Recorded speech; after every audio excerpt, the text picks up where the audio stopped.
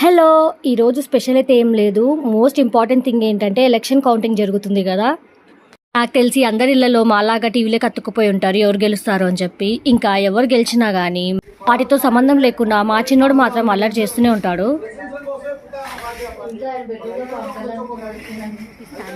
మా తమ్ముడు వచ్చేసి జనసేన పార్టీకి సపోర్ట్ చేస్తున్నాడు.